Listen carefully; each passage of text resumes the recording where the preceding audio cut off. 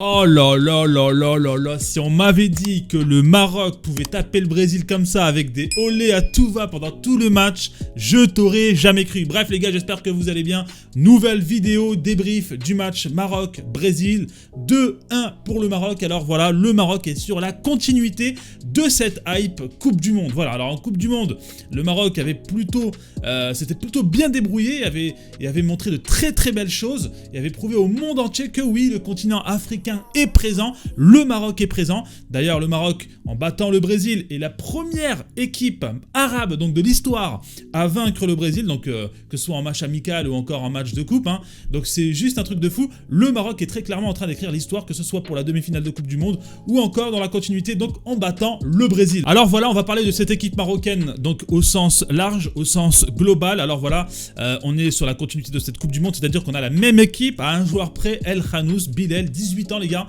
et c'est juste un truc de fou face à un public de plus de 60 000 personnes, un mec de 18 ans qui gère aussi bien les gars. C'est un premier match avec une passe D à domicile, même si c'est vrai voilà, tu sens que le joueur il a envie de prouver et de montrer les choses, il fait quand même quelques erreurs mais il répond plutôt présent, et ça fait plaisir parce que ça annonce quand même un avenir plutôt radieux hein, pour cette équipe marocaine, avec Ounahi qui est dans la vingtaine, Bilal Khanous 18 ans, Hakimi, donc on a pas mal de joueurs qui sont plutôt jeunes et qui vont constituer cette future équipe qui devrait peut-être pourquoi pas asseoir son lead sur le continent africain. En tout cas je l'espère. Maintenant voilà, si on prend du recul, on remarque que les plus grosses occasions brésiliennes malheureusement sont dues au fait d'un manque d'efficacité défensif, à des erreurs même voire défensives. Bono qui m'avait très clairement l'air d'être complètement à côté de la plaque, même si voilà, on n'oublie pas ce qu'il a présenté en Coupe du Monde, on n'oublie pas les performances du gardien de but hein, dans le passé, mais voilà, sur ce match il est complètement passé à côté.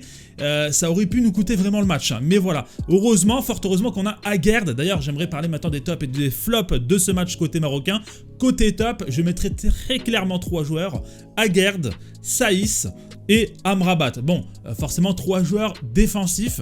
Donc je pense qu'aujourd'hui, même si techniquement parlant on a des joueurs qui peuvent faire mal en attaque, je pense que sur la tactique de Regragui, à l'avenir en tout cas, sur le futur, il faudra vraiment penser à rester sur cette stratégie défensive, essayer de contrôler, maîtriser le match pour pourquoi pas jouer sur des contres. En tout cas, cela me semble être le style de jeu le plus cohérent avec ce genre de joueurs que l'on a aujourd'hui. Maintenant, au niveau des flops, je dirais que peut-être deux joueurs. Alors Bono, voilà, qui est passé complètement à côté de son match. J'ai l'impression qu'on avait un goal volant. Le mec, je sais pas ce qu'il voulait faire par moment. Ça faisait vraiment peur. Et puis bon, le but brésilien, c'est sur une boulette de sa part, malheureusement. Et le deuxième joueur, moi, je dirais Ziyech. Voilà, Ziyech qui, pour moi, a raté énormément déjà de passes, de frappes. Il a plutôt mal vendangé, mais voilà, encore une fois, il y a une excuse. Le joueur ne joue pas forcément en club et malheureusement, bah voilà, ça fait défaut. On l'avait déjà vu en Coupe du Monde qu'il était en manque de rythme, même s'il se donnait à 100%, qu'il courait partout. Il y avait un pressing mais phénoménal de sa part alors qu'il était en manque de compétition. Mais voilà, là, ça paye cash. Et puis en face, c'est le Brésil. Donc voilà, si t'as pas un minimum de minutes de jeu dans les pieds, ça va être très compliqué. Il y a également Mazraoui qui était un flop en première mi-temps, mais qui est passé en top en deuxième mi-temps. Alors voilà, lui, c'est dû plutôt à un positionnement. En première mi-temps, il jouait à gauche, comme en Coupe du Monde d'ailleurs. Lui aussi, hein, il n'a pas énormément de temps de jeu en club. Voilà, il a été malheureusement malade. Je crois qu'il avait une inflammation du cœur. Donc il est revenu en compétition. Il a très peu du côté du Bayern de Munich. Mais voilà, on voit clairement que côté gauche, il ne joue pas naturellement. Et quand on le bascule côté droit, on voit très clairement un autre joueur, un autre Mazraoui qui rapporte non seulement un apport offensif, mais défensivement, c'est très costaud. Et d'ailleurs, on a clairement pu voir qu'avec Aguerd, voilà, Vinicius était clairement muselé. Contrairement en première mi-temps où Hakimi justement était, je dirais pas à la rue, mais Vinicius était souvent dans son dos.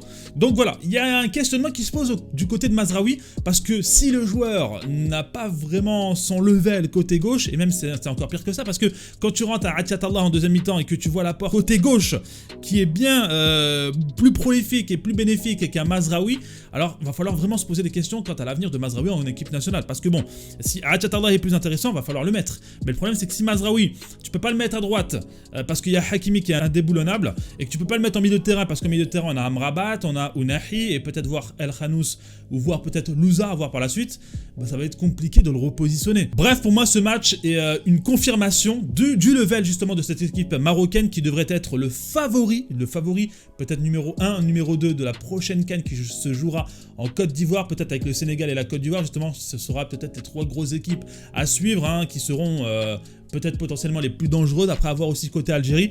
Mais voilà, le Maroc surfe sur la vague, surfe sur la hype.